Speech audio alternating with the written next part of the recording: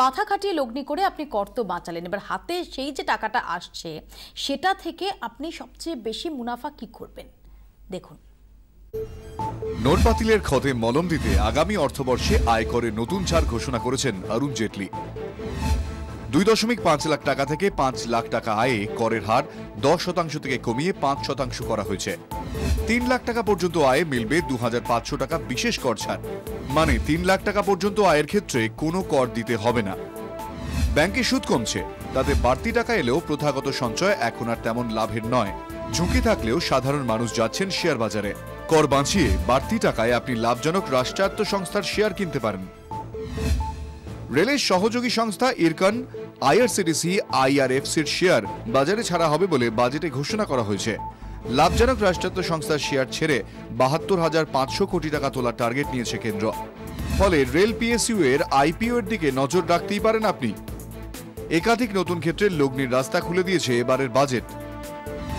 National pension স্কিমে টাকা রাখার সীমা 10% থেকে বাড়িয়ে 20% করা হয়েছে। ন্যাশনাল পেনশন স্কিমের সঞ্চয়ে 25% পর্যন্ত টাকা তুললে আপনাকে কর দিতে হবে না। জমি বাড়ির দীর্ঘমেয়াদী মূলধনির লাভ করের সময়সীমা 3 বছর থেকে কমিয়ে 2 বছর করা হয়েছে। ফলে 2 বছর আগে কেনা জমি বাড়ির ওপর ভালো দাম পেলে আপনি এখনই তা বেচে দিতে পারেন। আপনার ব্যবসার পরিমাণ যদি বছরে 50 কোটি টাকার কম হয়, তাহলে 30%-এর বদলে আপনাকে 25% কর দিতে হবে। চাকরি বা ব্যবসা সূত্রে আপনাকে কি নিয়মিত ট্রেনে যাতায়াত করতে হয়?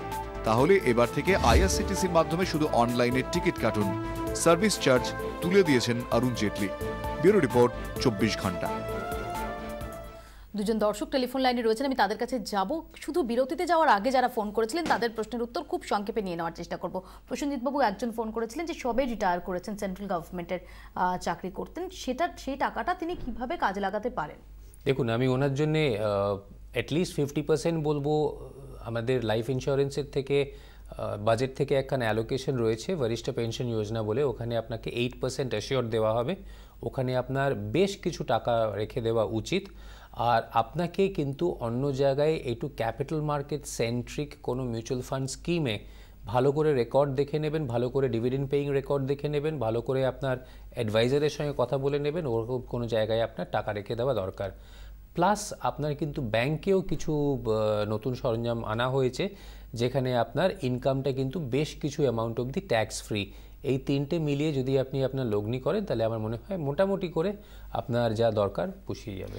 আর দুজন দর্শক টেলিফোন লাইনে রয়েছে। ডিক্লেয়ার করেছে যে কত টাকা এফডি করলে 8% পাবেন সিনিয়র সিটিজেন। 31 ডিসেম্বরে অ্যানাউন্সমেন্ট করেছে। দুজন দর্শক টেলিফোন লাইনে রয়েছেন। মোহন দাস মহাপাত্র রয়েছেন, বলুন প্লিজ। নমস্কার, আমি মোহর দাস মহাপাত্র। বলুন প্লিজ। হ্যাঁ, আমার কোয়েশ্চেন হচ্ছে, আমি এনপিএস এ ইনভেস্টমেন্ট করেছি আর এটিসি তে পিপিএফ এ করেছি, আর তাছাড়া মেডিকেল মানে প্রিমিয়ামে আছে। এছাড়া আমি আর কোথায় ইনভেস্ট করতে পারি ট্যাক্স সেভিংস এর জন্য? ধন্যবাদ। আমি এই প্রশ্নের উত্তর নেব, মিস্টার জৈনের কাছে আসবো। আরেক দর্শক টেলিফোন লাইনে রয়েছেন, অভিজিৎ বিট, বলুন প্লিজ। হ্যাঁ, আমি দিল্লি থেকে বলছি, অভিজিৎ বিট। বলুন। আমার একটা প্রশ্ন আছে, যেটা 87A তে রিবেট ছিল 2000 টাকা। হ্যাঁ বলুন। আন্ডার সেকশন 87A তে 2000 টাকা যেটা রিবেট ছিল, সেটা আমি লাস্ট ইয়ারও আমার 15,600 ট্যাক্স হয়েছিল, তার থেকে মাইনাস হয়ে 13,600 আমার ট্যাক্স হয়েছিল। তো এবার যে একটা শুনলাম 3 লাখ পর্যন্ত রিবেট আছে, তার মানে আমার যদি 5 লাখ টাকার উপর ইনকাম হয়, তার বার্ষিক আমি কি রিবেটটা পাবো না? ধন্যবাদ। আমি এই প্রশ্নের উত্তর নেব প্রসেনজিৎ বাবুর কাছে। আমি তার আগে আগের দর্শক মোহর, তার প্রশ্নটা নিয়ে মিস্টার জৈনের কাছে আসবো। পরেরটা আগে করে দিই। হ্যাঁ, পরেরটা আচ্ছা বলুন প্লিজ। এটা দেখুন, যে ট্যাক্স রিবেটের কথা আপনি বললেন, যে গত বছর ছিল ওটা 5,000 টাকা, 2,000 ছিল না। আর এইবার যেটা করে দেওয়া হয়েছে, কম করে 2,500 টাকা করে দেওয়া হয়েছে, মানে এটা পরের বছরের জন্য। এই বছর 31 মার্চ 2017 অবধি 5,000 পাবেন। তো এই অনুযায়ী আপনি ট্যাক্স প্ল্যানিং করুন। প্রসেনজিৎ বাবুর কাছে আসবো মোহরের প্রশ্নটা নিয়ে, যে আর কোন জায়গায় উনি ইন্টেলিজেন্ট, খুব ভালো ইন্টেলিজেন্টলি আপনি নিবেশ করেছেন। আপনার এনপিএস এ রাখা আছে, আপনার মেডিকেল ইন্স্যুরেন্সে রাখা আছে, আর আপনার ট্যাক্স সেভিং এর জন্য যদি আপনি ইএলএসএস বলে যে স্কিমগুলো হয়, তার মধ্যে যদি আপনি নিবেশ করতে পারেন তাহলে কিন্তু আরও বেটার হয়। আর আমি শুনতে পেলাম না, আমি মনে করতে পারছি না আপনি পিপিএফ করেছেন কিনা। শুনলাম না। আপনার যদি 100 টাকা থাকে তাহলে আমার মনে হয় আপনার 50 রুপিস আপনার ইএলএসএস প্রোডাক্টে করা উচিত। যখন ইএলএসএসে যাবেন সারাক্ষণ মনে রাখবেন যেন আপনার ডিভিডেন্ড অপশনে যান, গ্রোথ অপশনে যেন না যান। আমি মিস্টার জৈনের কাছে বিরতির আগে আরেক দর্শক প্রশ্ন করেছিলেন যে তিনি জীবন বীমা সম্পর্কে জানতে চাইছিলেন যে সেখানে বুদ্ধি করে কিভাবে বিনিয়োগ করা যেতে পারে, এই সম্পর্কে কোনো সাজেশন প্লিজ। জীবন বীমার একটু আগে প্রশ্নজিৎ বাবু বলেছিলেন যে একটা স্কিম এসছে নতুন, ওটাতে করলে মিনিমাম 8% রিটার্ন পাবেন। না, ওটা এপ্রিল থেকে আসবে। হ্যাঁ, এপ্রিল থেকে আসবে, তো ওটাতে ইনভেস্টমেন্ট করতে পারেন।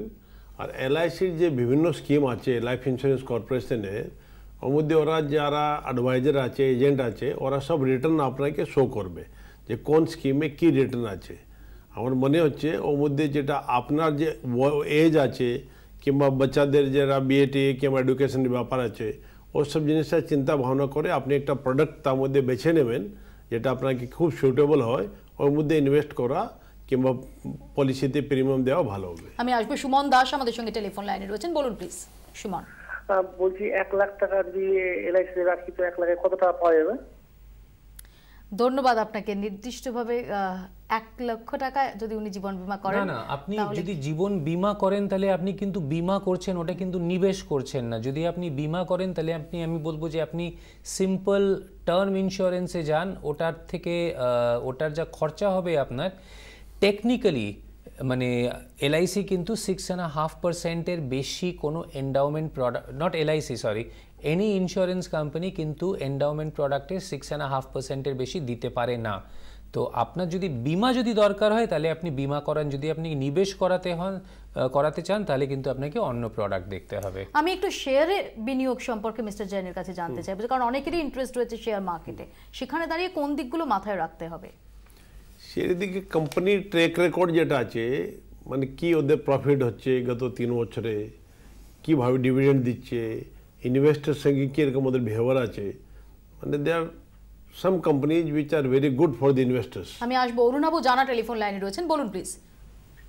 আচ্ছা, আমি বলছিলাম আমার হাউস বিল্ডিং লোন একটা স্যাংশন হয়েছে, তা আমি ওই লোনের ক্ষেত্রে কিরকম ভাবে কর মানে ট্যাক্সের বেনিফিটটা পেতে পারি? ধন্যবাদ। আমি এই প্রশ্নের উত্তর নেব। আরেক দর্শক টেলিফোন লাইনে অপেক্ষা করছেন, তার বক্তব্যটা একটু শুনে নেব, বলুন প্লিজ। সুনীল রায়। হ্যালো। হ্যাঁ বলুন। হ্যাঁ, আমি সুনীল রায় বসিরহাট থেকে বলছি। বলুন। বলছি আমি একটা বাড়ি আছে, আমি বাড়িটা বিক্রি দেবো, এখন এই বাড়ি বিক্রি দিলে আমার কি ট্যাক্স দিতে হবে?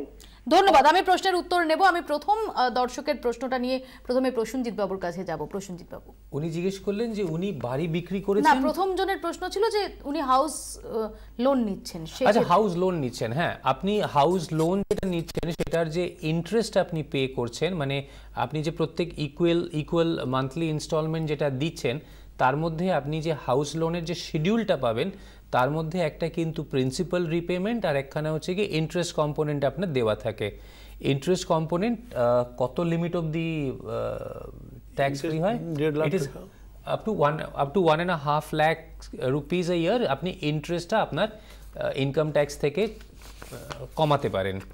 আর তাছাড়া আপনার হাউস লোনের কিন্তু ওরকম কোনো বেনিফিট নেই, এটা কিন্তু মেজর বেনিফিট। যেটা প্রিন্সিপাল রিপেমেন্ট করছে সেটা সেকশন 80C তে প্রিন্সিপাল রিপেমেন্টে আপনার 80C এর মধ্যে আপনি পাবেন। আরেক দর্শকের যে প্রশ্নটা ছিল সুনীল রায়ের, মিস্টার জৈন, যে তিনি একটা বাড়ি আছে, সেই বাড়িটা বিক্রি করতে চান, সেটা ট্যাক্সের আওতায় পড়বে কিনা, সেক্ষেত্রে কি করা যেতে পারে?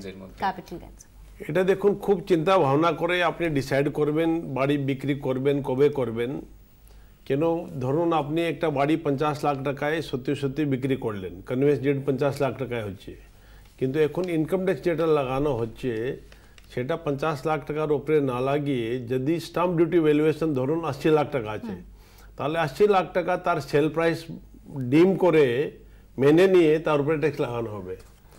আশা করি যে অনেকের মধ্যে যে প্রশ্নগুলো ঘোরাফেরা করছিল, দুটো দিক। প্রথমত হচ্ছে যে কিভাবে বৈধ পথে, আমরা কিন্তু বারবার বলছি বৈধ পথে কিছুটা হলেও কর বাঁচানো যায়, কোন কোন জায়গায় ইনভেস্ট করলে, এবং দ্বিতীয়ত এই কর বাঁচিয়ে যে টাকাটা সাশ্রয় হচ্ছে সেটাকেই বা কিভাবে কাজে লাগানো যায় যাতে আরো বেটার বেনিফিট সেটা ফিরে আসতে পারে।